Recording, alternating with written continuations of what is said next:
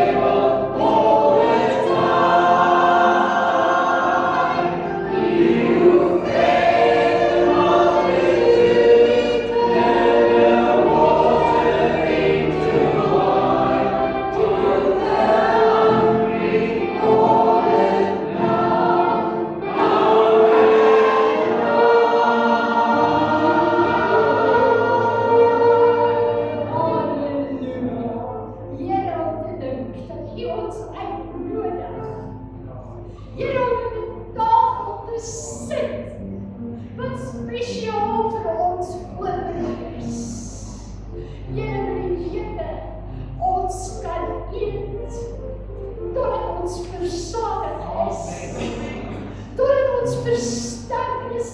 We may feast at the table all the time. All the time. Here is heerlik. Wanneer U ons gasheer is, dis heerlik wanneer ons aansit in die teenwoordigheid. Word verheerlik. Here, ons bely, ons is honger en ons is dors. Ons is moeg en ons wil verkoop word. Dankie Here, ons kom, ons reageer op die uitnodiging, want U is God.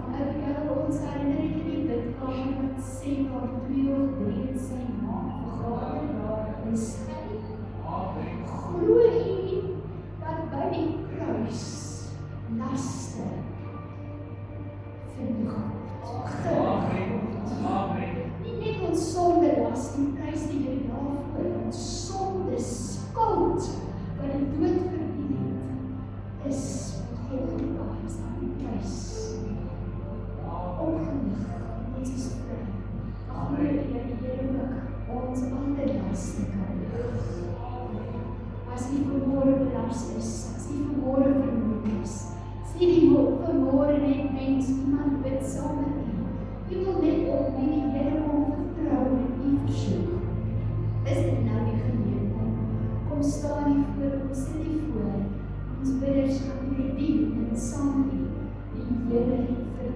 as jy wil instaan vir iemand, is jy net so welkom, maar vir 'n oomblik, kom ons bid vir mekaar, ons vertrou die Here, dit wat ons mond pas gelei, dit wat ons hart glo, bewaar.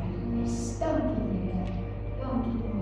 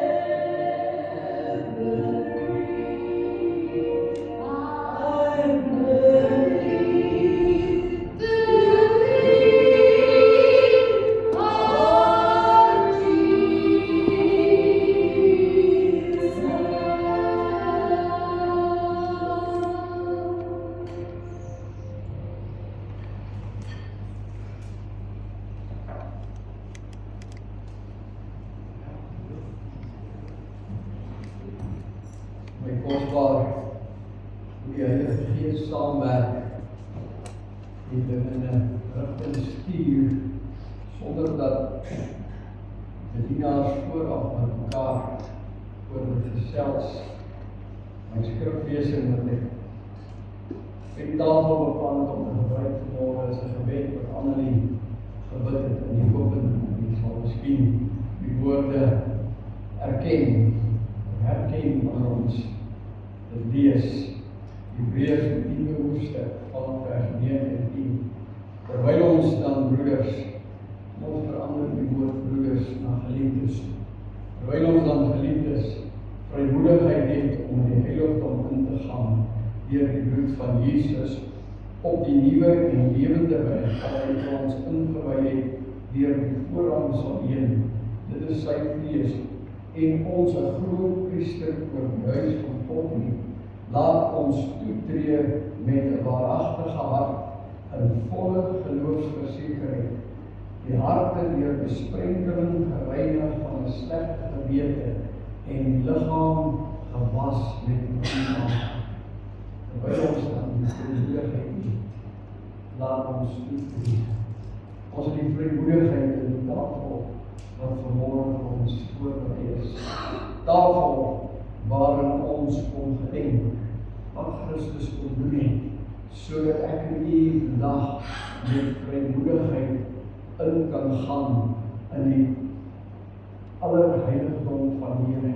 Dat ons in die teenwoordigheid van die Here kan kom, soos wat ons vanmôre hier is, en dat ons werklik soos ons is, met al ons probleme, met al ons swaar, met al ons laste, kan inkom en na die Here toe kom. Maar nou sê die Hebreërskrywer hier, ons moet inkom met 'n waaragtige hart. Ons moet gereed wees wanneer ons ingaan. Ons moet voorberei wees wanneer ons die allerheiligste van die Here wil betree. Ons moet geloofsversekerheid hê. En ek wil vir u sê, liefdes, wanneer ons met geloofsversekerheid ingaan in die teenwoordigheid van die Here, vind ons waarlik vrede te midde van ons probleme. Vind ons die oplossings te midde van ons probleme. Wanneer ons ingaan met geloofsversekerheid en hierdie lewe wat ons vanmôre gebruik, gee vir ons daardie geloofsversekerheid. Dit verklaar aan ons dat Christus het gesterf vir ons sondes. Hy het opgestaan. Hy het opgevaar. Hy sit aan die regterhand van die Vader.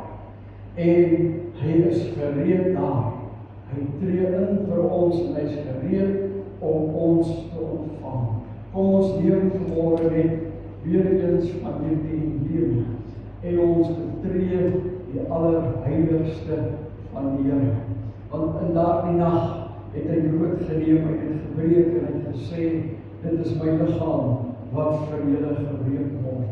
En ek wil u nooi, as u vanmôre dalk hier sit met 'n siekte, met 'n liggaamsomstandighede, gaan in die teenwoordigheid van die Here. Tree met vrymoedigheid toe. Gaan met geloofsversekerheid en neem vanmôre 'n stukkie brood tot oorwinning.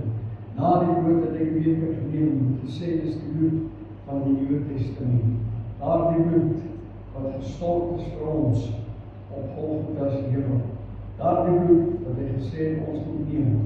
Dit reinig ons van al ons sondes. En ons neem dit so dikwels as wat ons dit doen. Doen ons dit tot sy gedagtenis. Ek wil u nooi om ons sit met vrymoedigheid vanmôre aan die tafel van die Here. Wanneer die brood by u verbygaan, wanneer die beker by u verbygaan, neem dit met vrymoedigheid, maar neem dit ook met geloofssekerheid. Sê dankie Here. Dankie dat ek seker is oor dit wat u vir my doen en dit wat u vir ons gedoen het in die verlede en wat u ook vir ons in die toekoms gaan doen. Kom terwyl ons voorsangers van bedien, sodat hulle ons weer kan bedien. Kom ons raak stil voor die Here. Kom ons kry onsself getree. Ek wil u ook nooi dat wanneer ons bedien die telkies sowel as die beker. Die beker wil hy gee net vir die diakens aanleiding deur die hand op te steek en hulle sal nie kom bedien dan die beker ook daar in die hand. Kom vanmôre werklik met ons dankbaarheid en ons geloofssekerheid dat dit wat die Here vir ons gedoen het.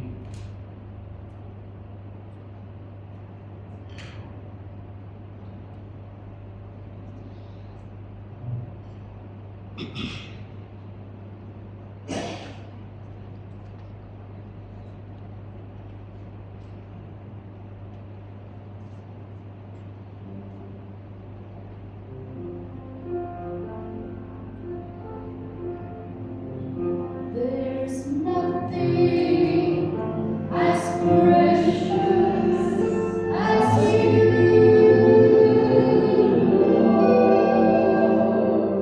Nothing as precious as you. No one else is so near to God. Nothing as precious as you. There's nothing as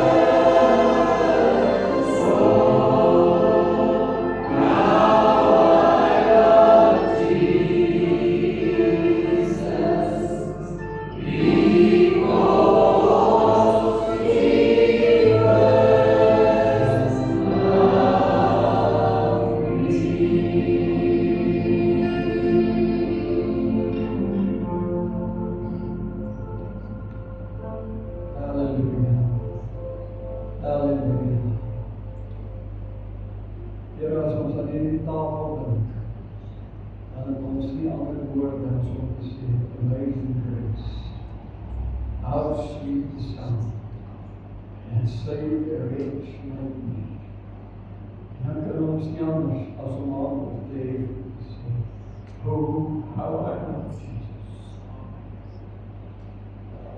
How I love Jesus.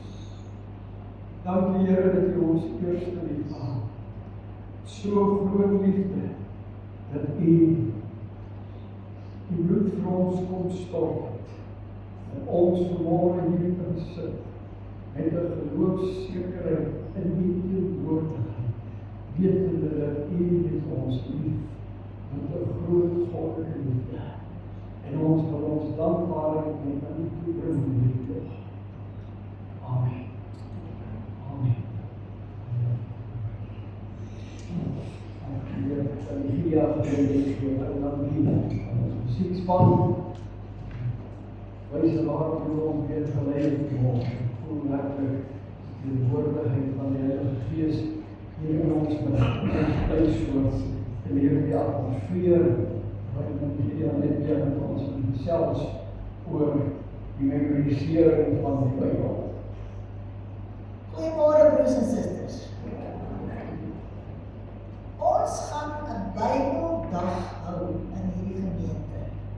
Dis deel van ons 100-jarige viering. Dis deel van ons jubileumjaar. En ons het nou 'n program wat besig is om in plek te val. En die datum is die 22ste Februarie. Dis oor 3 weke. So daar gaan 'n uitstalling van Bybels wees. Fantastiese Bybels. Dan gaan ons net koortjies sing uit skrif. En ons het baie daarvan.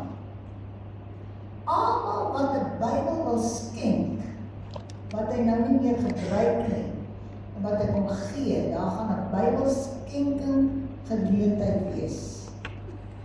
En dan gaan ons 'n offerande opneem vir Bybelverspreiding. Maar almal wat wil en kan, gaan 'n geleentheid kry om 'n teks of 'n skrifgedeelte of 'n hele psalm of 'n hele hoofstuk uit die Bybel uit op te sê, voor te dra, aan te bied, wat jy dit ook al noem.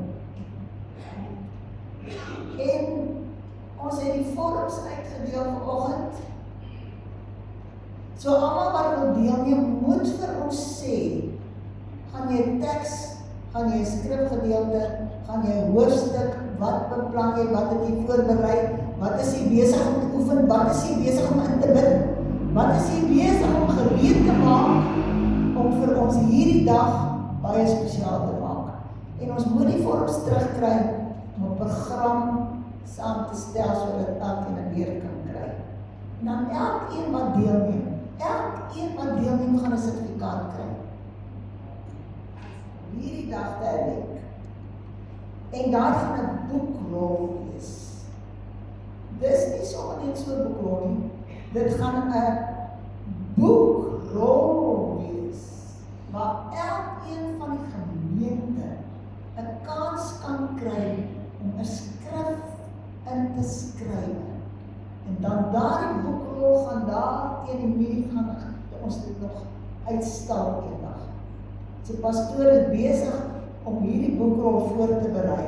En dit gaan in die bidkamer of ergens gaan ons dit uitstal en elkeen gaan 'n kans kry om te skryf op hierdie boekrol. En dan na die diens. En dit is nou net 'n wonderlike idee. Gaan ons nie sommer net vir verse sê nie. Ons gaan 'n lewensbrood eet hê. En elkeen kan deel hê aan hierdie verversingsdag. Om 'n brood te bak, of 'n brood te koop, of 'n potbrood te maak, of net 'n vulsel of kaas of botter of enigiets of biltong of wat jy ook al graag op jou brood eet te bring. En almal se bydrae gaan ons maak dat ons 'n lewensbrood ete gaan hê. Dis wonderlik. So ons het pastoor gevra Want hy is ontstaan people om net 'n paar wenke te gee hoe hy dit reg kry om die hoofstukke, nog hoofstukke, uit die Bybel uit so uit sy kop uit te ken en om te sê.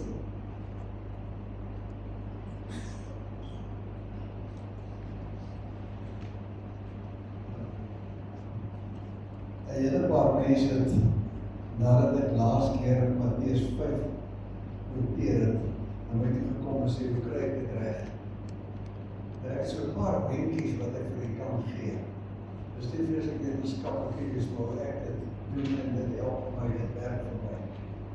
Die eerste wenk is, kyk wat jy graag uit jou kop wil leer. Of dit 'n versie is, of 'n gedeelte is, of 'n hoofstuk. Dan vat 'n versie op 'n dag en herhaal dit. Begin in die oggend en herhaal dit, waar jy ook al gaan herhaal. Dit is presies wat Gideon gesê het, die eerste dag toe sy gepraat het. Dit is so belangrik, herhaling daarvan. Dan, as jy alleen is, sê dit hardop. Want as jy hoor wat jy sê, gaan dit makliker en jy onthou dit makliker. So, herhaal dit hardop waar jy kan en waar jy nie kan nie. So jou gedagtes, dit is goed genoeg, maar dit is tweede beste. Derde is dit, as jy nou 'n gedeelte wil lees, dan lees die eerste versie vandag, memoriseer hom, en sodra jy dit uit jou kop uit ken, hopelik na 'n dag of 2 dae of selfs langer, dan gaan jy oor na die volgende versie toe. Dan doen jy presies dieselfde. En wanneer jy dit ken, dan koppel jy die 2 verse, die eerste en die tweede een, dan ken jy 2 verse uit jou kop, en dan vat jy 'n derde en dan doen jy dieselfde. Dan gaan jy so aankom by die laaste versie, en dan voor jy weet, ken jy die hele hoofstuk uit jou kop uit. Dan verder wil ek vir jy sê, as jy dit in die Bybel lees, wel, jy kan dit net in die Bybel lees, gebruik elke keer dieselfde Bybel. Want as jy in dieselfde Bybel, dieselfde versie oor en oor lees, voor jy begin te memoriseer, dan vorm daardie bladsy in jou onderbewussyn amper so 'n fotootjie. Jy weet naderhand, as jy wil praat oor die gebed, dan weet jy dit begin hier op die eerste kolom van die bladsy, dan gaan ek oor na die tweede een toe, dan gaan ek oor na vasting toe, hoe vas jy. Dan gaan jy oor na die tweede toe, en as jy dit ken, dan gaan jy oor na die derde toe, wat sê as jy liefdadigheid wil bewys ensovoorts. So, as jy elke keer 'n ander Bybel gebruik, dan staan dit op 'n ander plek in die Bybel, en dan vergeet jy dit makliker. So, gebruik dieselfde Bybel oor en oor. En as jy vashak, gaan terug na dieselfde Bybel toe. Moenie as jy vashak raai nie, gaan terug na die teks toe, sodat jy kan sien hoe dit is, wat jy gaan doen en hoe jy dit gaan doen. Dan 'n ander ene is, as daar nou 'n gedeelte is, wat jy kan net nooit onthou waar dit begin het, highlight dit. Ek weet nie wat is die Afrikaans vir highlight nie, maar jy highlight dit met so 'n pen of onderstreep dit op 'n manier wat jy dit kan sien. Jy kan selfs 'n groot een langs die kant sit en dit net onderstreep. Dan weet jy, ek is nou klaar met 1, ek moet nou na 2 toe gaan, dan weet jy hoe 2 begin. So, as jy aanhoudend vergeet, highlight die gedeelte wat jy vergeet, gewoonlik, en agtergekom toe ek nou laas gesê, was dat 1 of 2 plekkies waar ek vasraak, en toe sê ek, help my asseblief, toe ek die eerste woord oor geweet het, hoe om aan te gaan. Nou as jy in die Bybel gaan, dan weet jy namelijk presies waar dit staan. En dan, waar moontlik, herhaal die gedeelte hardop, elke week. As jy dit versie vir versie gaan na 'n week, dan doen die hele gedeelte. Deel dit wat jy wil leer op in gedeeltes. Dan weet jy waaroor elke ding gaan. En dan laastens wil ek sê, jy moenie jouself moeg maak nie. As jy aanhoudend dieselfde ding doen, dieselfde versie lees, dan gaan die woorde deur mekaar, dan raak jy sif. Nou as dit gebeur, stop. En gaan maak koffie, gaan loop bedraai of doen iets anders, dan kom jy so oor 1 of 2 terug, dan is dit wonderbaarlik hoe daai syfers, daardie letters weer terugkom in daai woorde, en op die manier gaan jy dit makliker leer. Dis maar wenkies wat ek doen. Ek gaan nooit oor en dan kom ek agter ek is nou sif, maar ek moet hierdie hoofstuk ken, ek moet hierdie ene ken, en dan bly sê ek dit op, en dan sê ek dit agterste voorop, en dan weet ek doen dit nie reg nie. So die oomblik wat jy voel, jy is nou sif, breek so 'n bietjie. Die wetenskaplikes sê, mens kan nie langer as 'n halfuur na 40 minute toe konsentreer nie. So gewoonlik vat dit so, kom ons sê 'n halfuur, wat jy kan werk daaraan.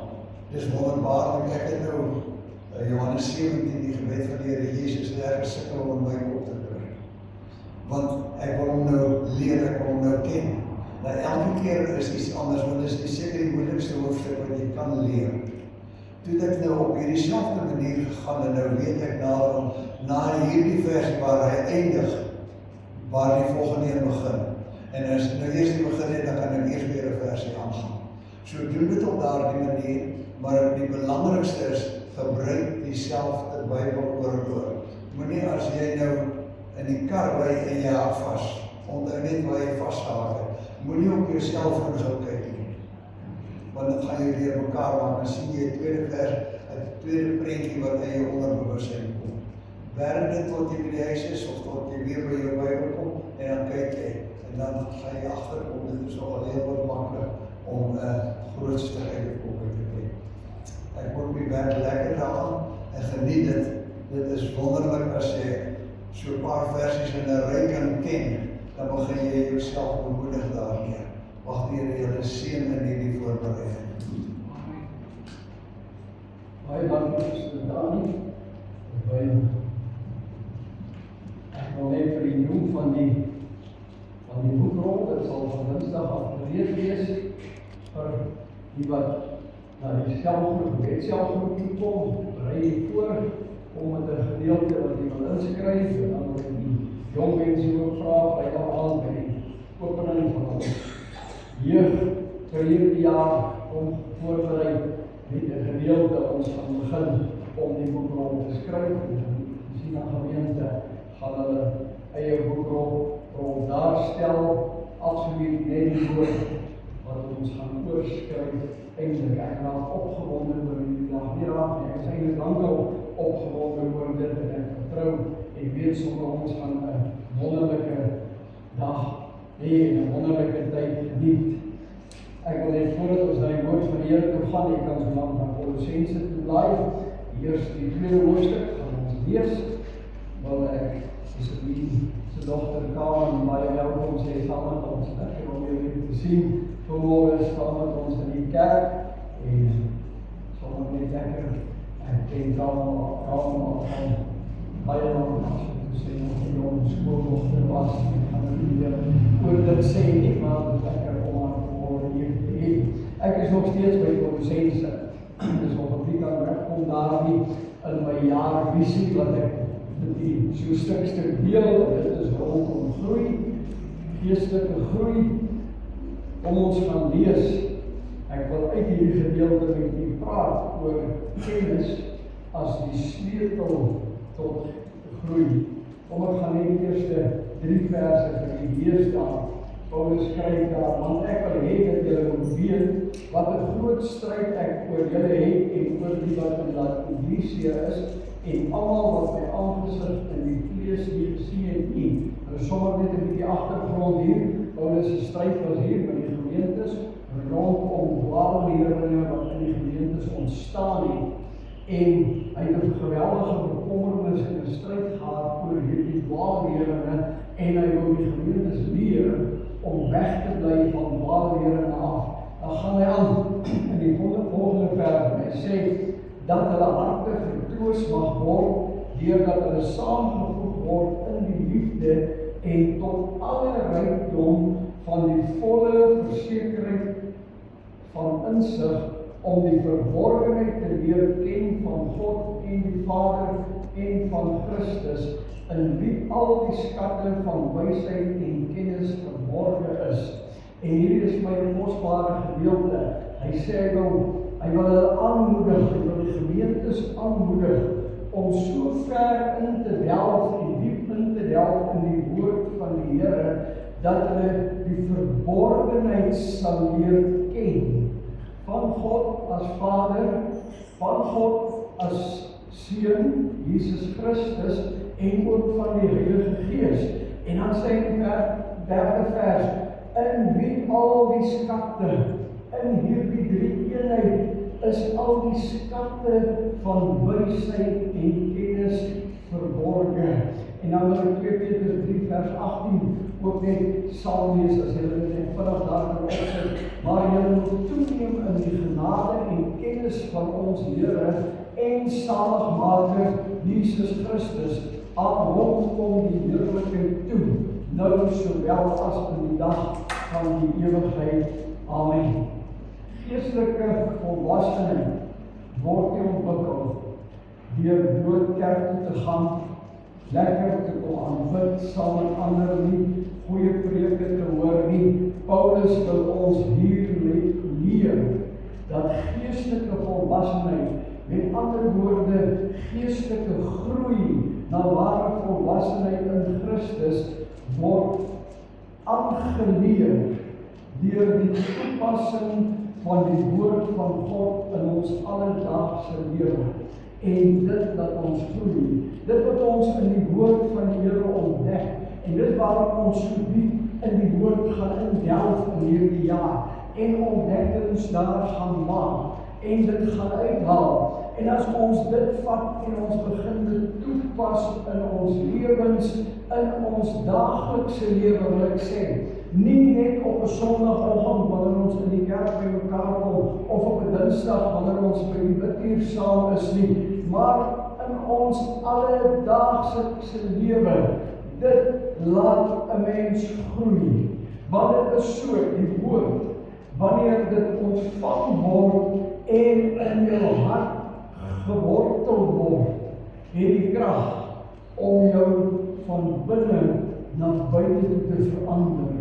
En dis daardie verandering wat die groeiproses is. Ons ken die baie bekende gedeelte in Psalm 119 vers 11, waar die psalmdigter sê, ek het u woord in my hart gebere.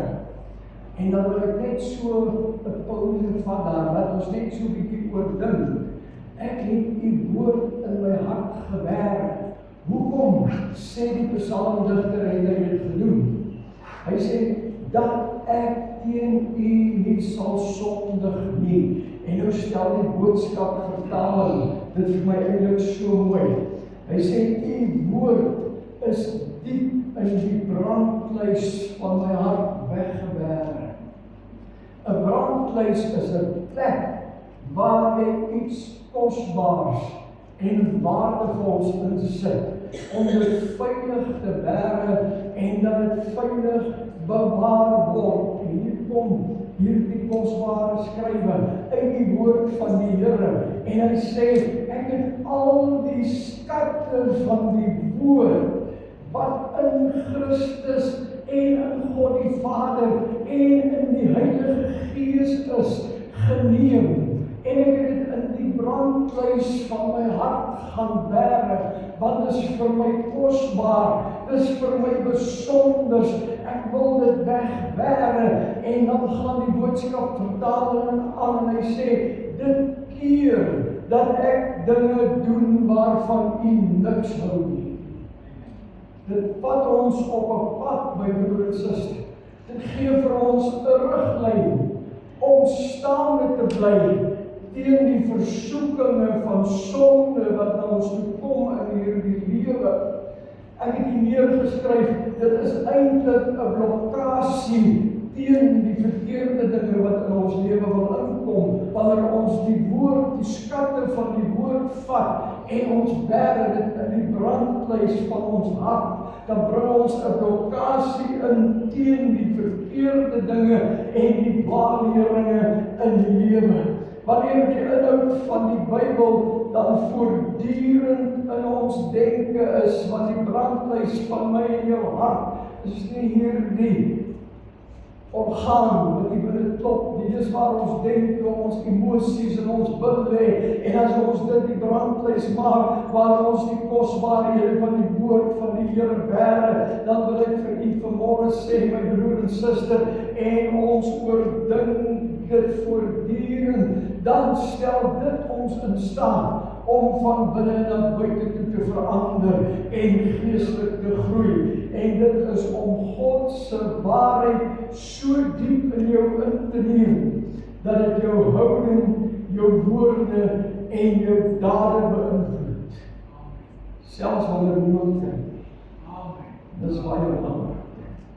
Dat dit jou so beïnvloed, jou woorde, jou denke en jou dade,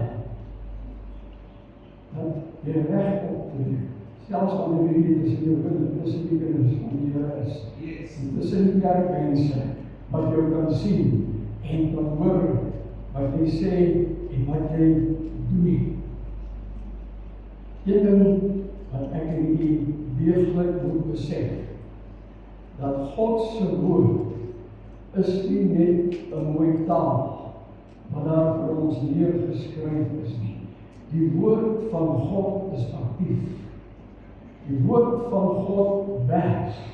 En dit het 'n werklike impak op mense wanneer hulle dit ondersoek en wanneer jy dit deel maak van jou lewe. Die woord van God se impak verander mense ten goeie. Dit beïnvloed hulle etiese besluite, hulle persoonlike geloofslewe en disippelskap.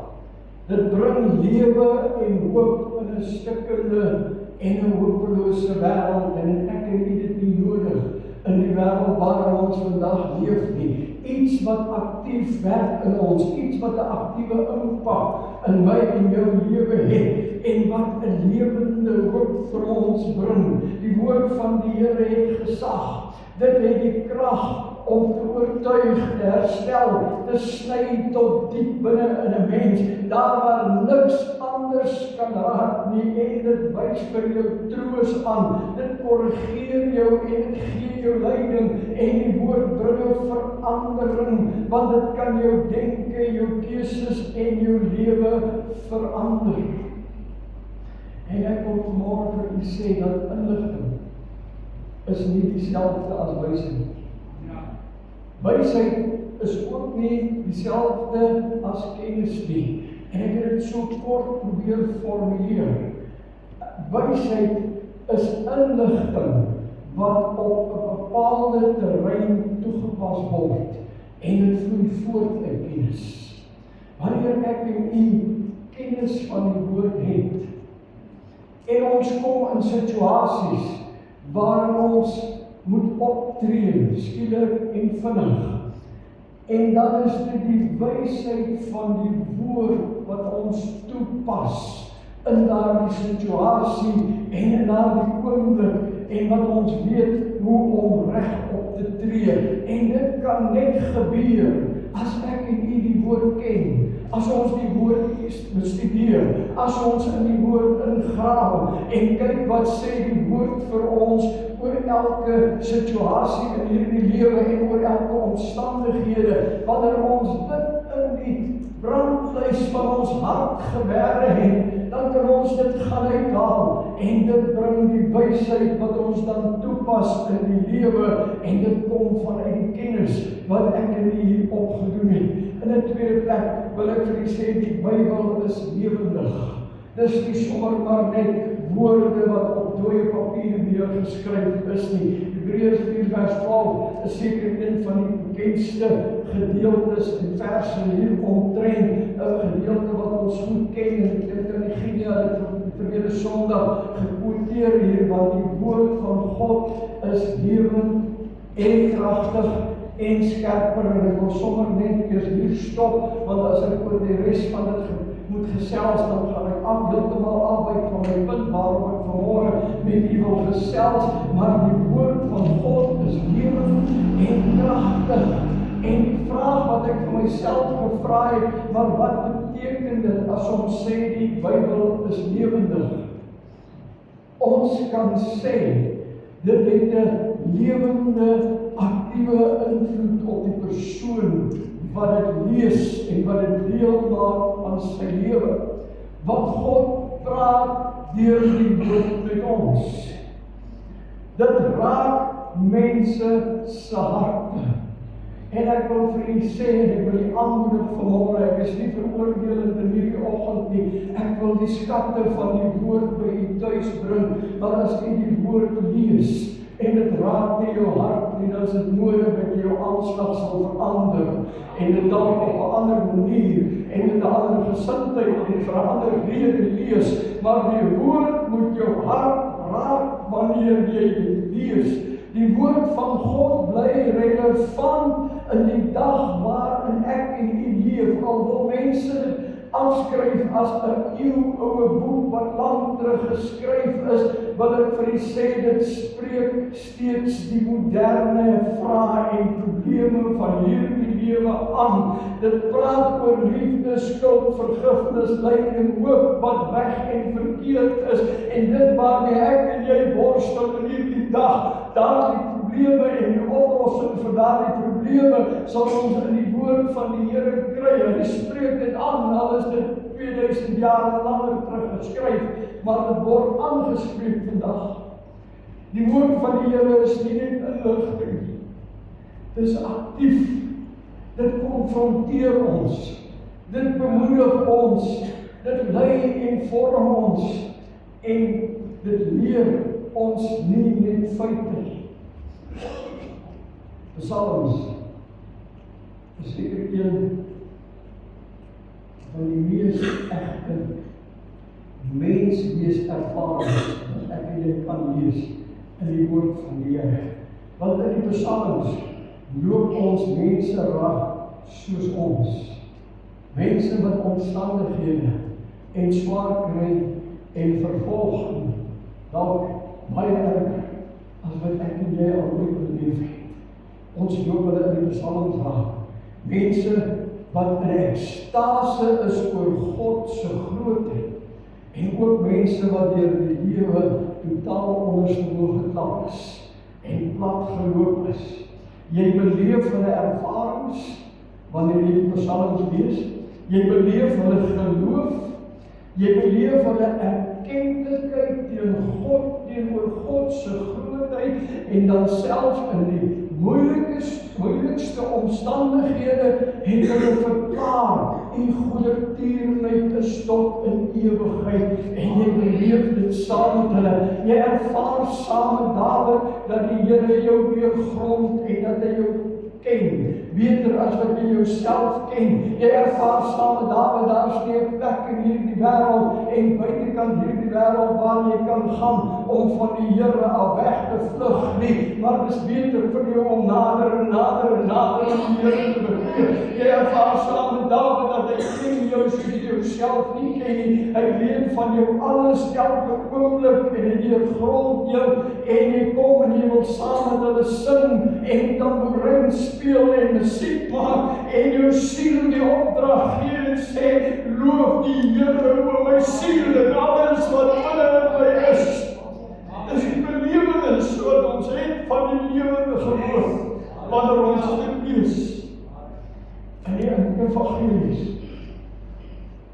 ontmoet jy Jesus in sy groot genade. Die een van wie Johannes gesê het, hy het onder ons kom woon, en ons het sy heerlikheid aanskou. Hy het gekom, vol van genade en waarheid. Johannes 1 vers 14. En dit beteken, wanneer Johannes vir ons sê, ons het sy heerlikheid aanskou, dan beteken dit nie dat disippels of mense iets moois en aanskouliks gesien het nie. Wanneer ons praat van die heerlikheid van God, dan praat ons van 'n ervaring, 'n meelewing van waarheid, want in die woord alleen ervaar ons wie Jesus werklik is. ons sigbaar kom maak. God het homself sigbaar kom maak. In Jesus toe hy aarde toe gekom. God se heerlikheid is sy teenwoordigheid tussen ons, my broer en suster. En wanneer ek en jy dan vanmôre in 'n diens waar ons saamgekom het, die heerlikheid van die Here ervaar en hom gewaar hier, dan wil ek vir u sê, dis nie sommer net 'n manifestasie nie, dis nie sommer net 'n gevoel nie, dis die waarheid van God se woord, dis die waarheid, en sy woord sê, waar julle in my naam by mekaar kom, daar sal ek in julle midde wees. En as u 'n ervaring het vanmôre van 'n teenwoordigheid hier, wil ek vir u sê, dis die heerlikheid van die Here wat neergedaal het, wat in ons midde is in hierdie oggend, en wat in ons kom en vir ons verandering wil kom bring, wat vir ons wonderwerke wil kom doen, wat ons wil oplig uit die aardse omstandighede, sodat ons ervaring met ons sal hê.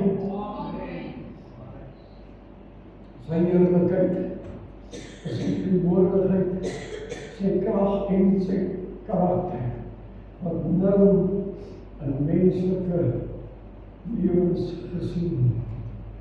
God se heerlikheid manifesteer net wanneer ons in diens by mekaar. Selfs wanneer ek in die jaar buite beweeg, alleen, die woord, die skatte van die woord, in ons brandlys hart bewaar, manifesteer die heerlikheid van God, die al ooit alleen beweeg, het ervaar, die heerlikheid van God is saam met jou, en jy is precies teenwoordigheid. Môre vroeg alleen, met my laaste voorbereidings doen, my afsondering vir die diens, ervaar ek alleen die heerlikheid van God, en ek het geweet, die Heilige Gees van hier is, Halleluja. Halleluja. Sy heerlikheid toon Jesus se liefde en ontferming ook in ons, en dit gaan uit na ander toe. Sy heerlikheid is waarheid en wysheid.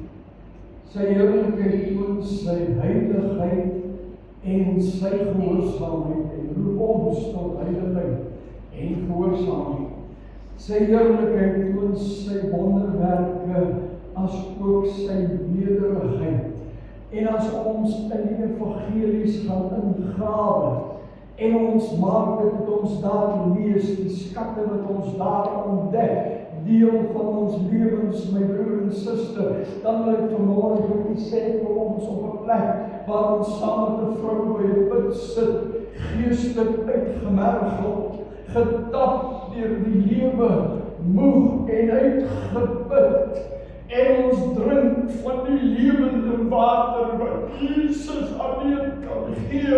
Ons het 'n belewenis by 'n put wat nooit kan opdroog nie, die water wat die Here vir ons gee. Iemand wat ons nooit weer stel, iemand wat ons verleef die fontein van lewende water wat vreugde in ons lewens bring, te midde van dit wat rondom ons gebeur, en dit wat ons wil stukke maak en wat ons wil breek.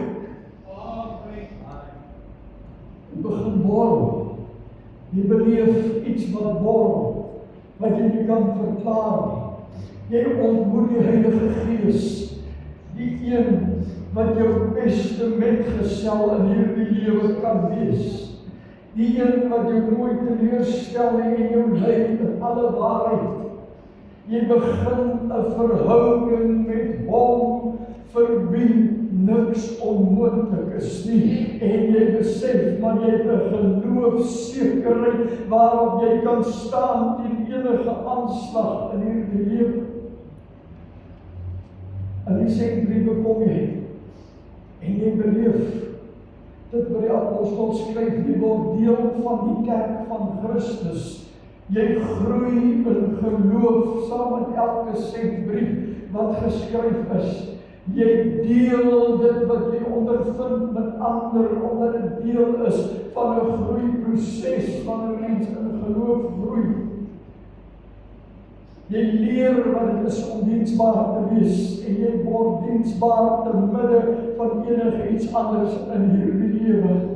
En dan kom jy in Openbaring, en jy besef maar alles wat begin het, eindig.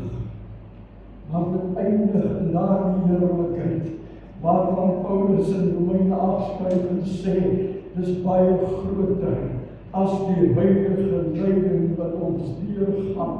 En wanneer jy daardie ervaring het, dat in hierdie lyding en swaar kry van hierdie lewe, is daar 'n heerlikheid wat groter is, dan kom jy tot 'n ander besef, dat eintlik eindig niks wat begin het nie, want daar's voortdurend 'n nuwe begin.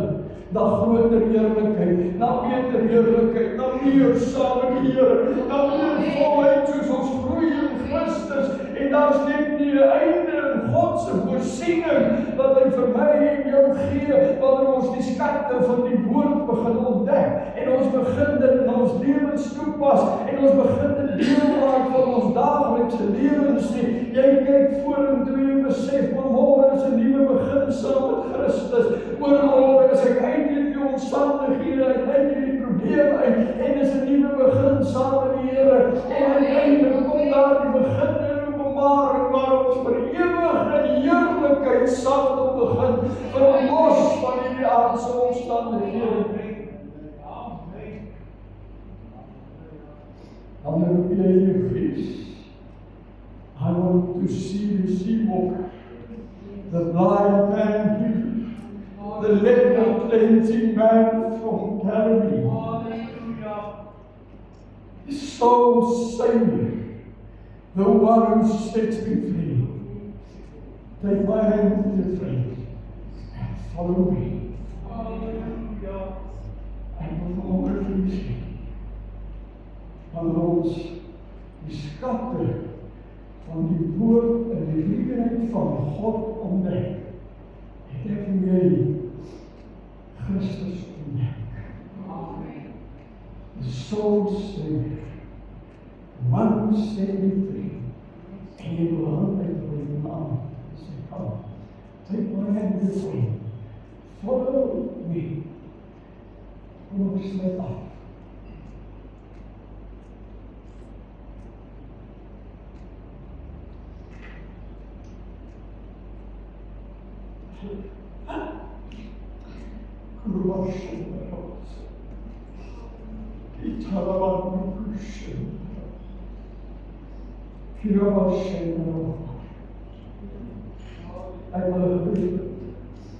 Iemand is ook saam met my ons aangekom. Here, ek wil daardie ondervinding hê. Ek wil net opnuut daardie ondervinding hê, dat wil ek die nooit staan saam met my. Daardie ontdekkings van die dieper skatte van die woord, wil jy nie saam met my hand opsteek vanmorgen, en uitroep dat die Here en sê hy, to see the sea walker, the blind man healer, the leper cleansing man of Galilee, my soul Savior, the one who sets me free. Here ons kom vanmorgen, ons wil ons hande ophef, en ons wil uitroep, ons het 'n dieper verlange na U. Here, ons sit soms by die put, en ons het te dors, en ons het te honger, en ons sê vir U dankie vanmorgen, dat ons by daardie put vervulling kan vind, want U is by die put, en ons nooit alleen gelaat nie, en ons wil uitroep en vra Here oor elkeen van ons vanmorgen, sien elkeen van ons se dors, sien elkeen van ons se honger in die oggend, en wil U ons vanmorgen kom vul met daardie lewende water, wil U ons laat drink in die fontein van lewe in hierdie oomblik, en ons laat oorborrel van vreugde en van die vrede wat die Heilige Gees bring. Halleluja, halleluja,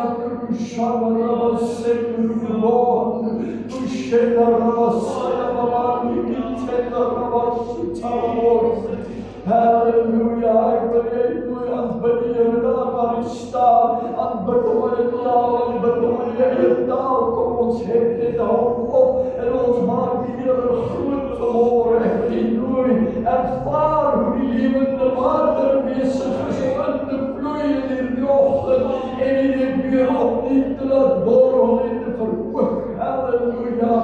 Sianda Rabbashinda Rabbasarabandi.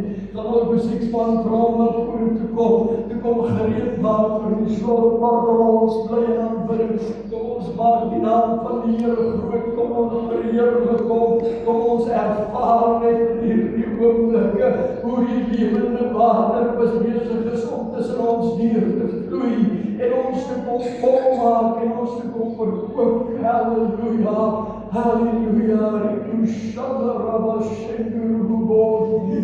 Halleluja, Here, gee vir elkeen vanmôre wat voor U staan, net opnuut 'n ondervinding, 'n aanraking van die lewende water. Halleluja, halleluja, halleluja.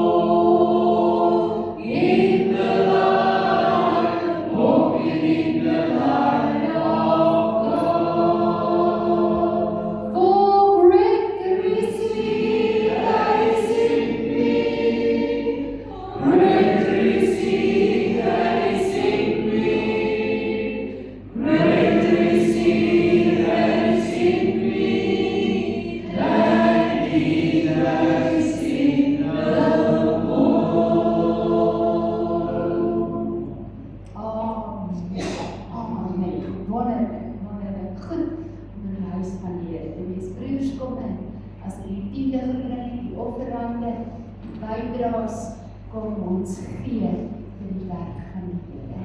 Here het alles vir ons gegee, en is net 'n voorreg om terug te gee wat ons van U ontvang. Seën elke gawe tot eer van U naam en ons dank. Amen. Amen. Ons gaan afsluit met dieselfde koortjie as laasweek. Raai wat dit is? Yes. Ja, sien. Lees jou Bybel dit elke dag. Dis wat ons gaan doen. Dis ons tema nou. Kom ons sing dit. Ter bemoediging vir elkeen om aktief te raak. Amen. Lees jou Bybel dit elke dag. Dit elke dag. Dit elke dag. En lees jou Bybel dit elke dag. En jy sal groei. En jy sal groei.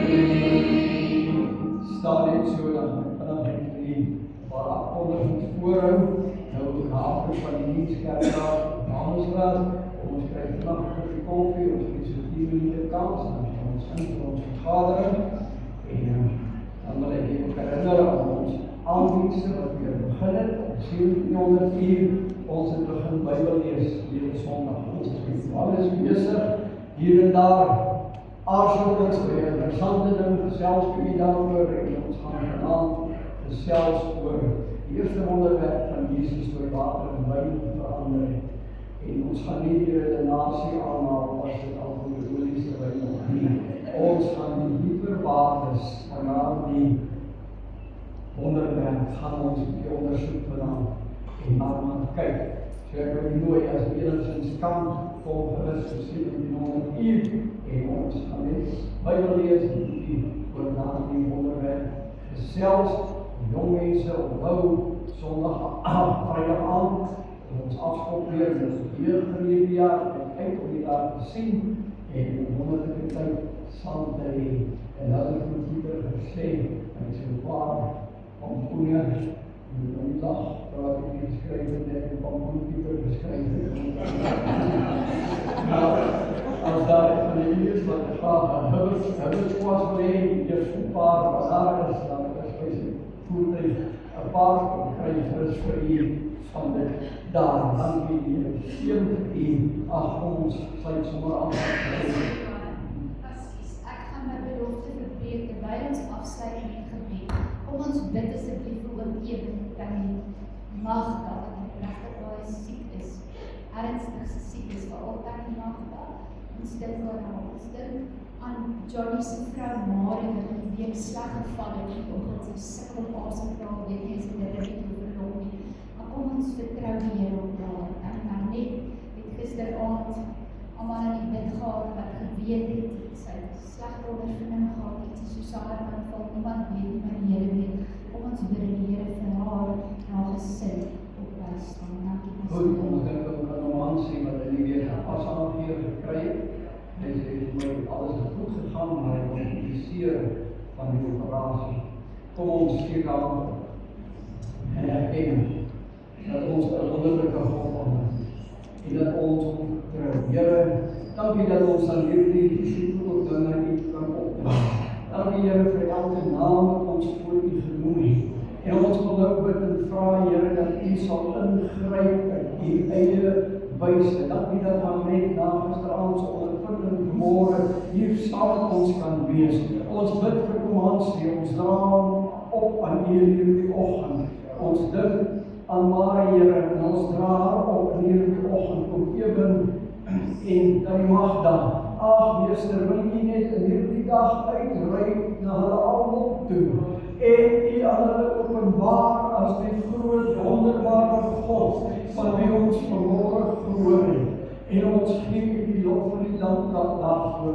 Wil U ons almal ook seën in hierdie dag, seën in hierdie week, seën die kuiertjie tussen hulle hierna, Here, en gaan met ons waar ons beweeg in U kosbare naam.